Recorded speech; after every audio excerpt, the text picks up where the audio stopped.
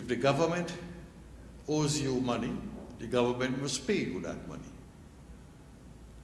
And of course, if you owe the government money, you must pay the government the money. That's the fundamental basis upon which tax reform is taking place. And the amnesty arrangement, to try to drill down into development, was meant to be faithful to that dictum. It is now public knowledge that that amnesty arrangement was successful, at least in terms of the collection of arrears that it allowed for the public treasury.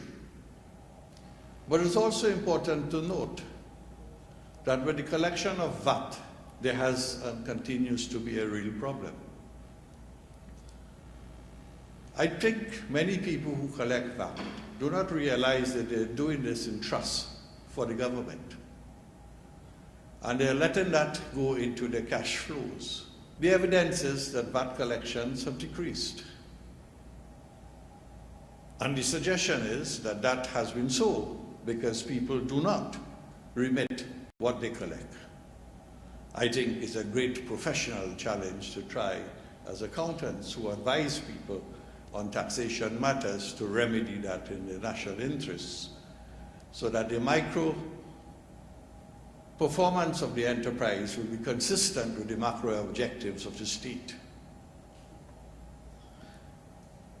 I raise that also because I believe that there is a view when we discuss this issue of microeconomic performance to discuss what we call the adoption of best practices. And many times we use the international standards for best practices as the benchmark against which we must discharge our duty, our professional duty. The truth is that international best practices have been subject to scrutiny over recent times. And to some extent, they have been the cause of some of the problems that we have faced in the global economy that affected all of us in the region. So we cannot really rely on international best practices to the extent that we used to use it as benchmarks. What we need now is to have new practices.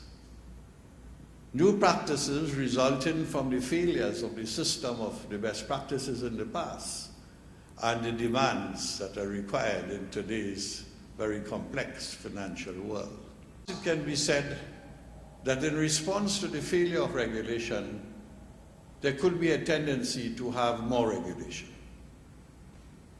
The failure of regulation of the financial sector in the 2008, 2009, 2010, and as I read what's going on now,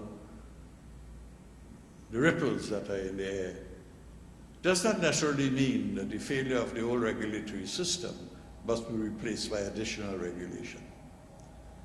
There is, in my view, an optimal level of regulation that a society must arrive at.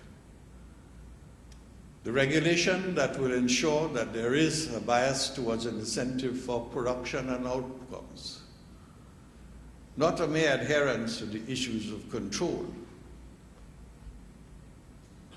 Regulations that will allow for commercial viability to be explored, but financial accountability to be retained. Regulations that do intend to protect the public interests, even if it has to compromise the interests of the private enterprise. Those are some of the principles that we must now search for to arrive at the optimal level of regulation in our country. And these are all but evidence of the concept of drilling down for development.